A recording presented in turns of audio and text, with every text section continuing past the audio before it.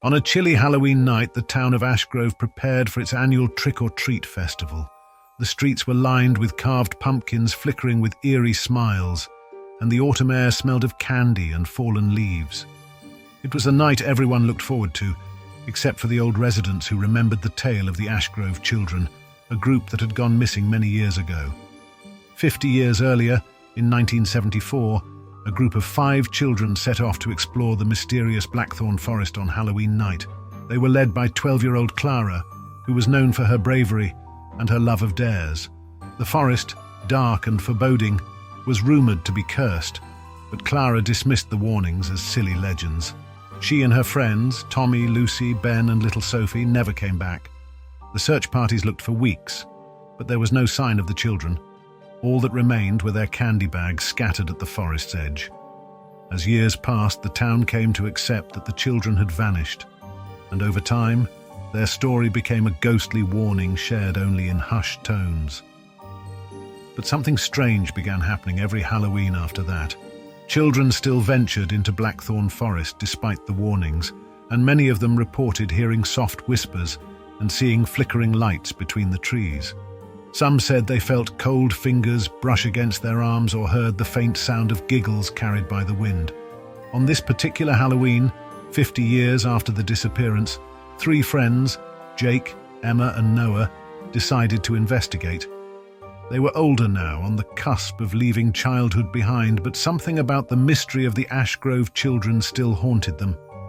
With flashlights and bags of candy in hand, they made their way toward the forest after the town's festival ended, ignoring the uneasy looks from neighbors.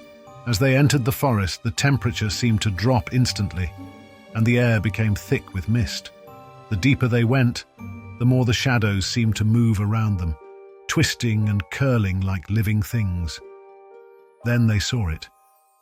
5 small figures standing in the distance, their backs turned.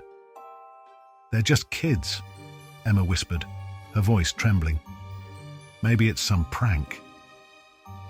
But as they approached, a dreadful realization hit. The figures weren't just kids. They were dressed in costumes from another era, old-fashioned masks, tattered capes, and torn witches' hats. And then, one by one, they turned around. It was Clara and her friends, but they were different. Their faces were pale and gaunt, their eyes hollow and dark.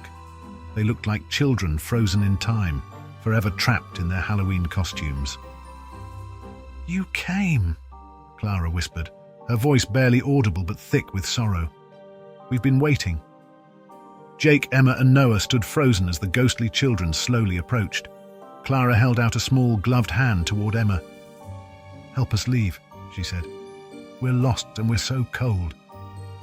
Emma backed away, but the forest seemed to close in around them. The trees loomed closer, their branches like skeletal hands, trapping the trio in a tightening circle.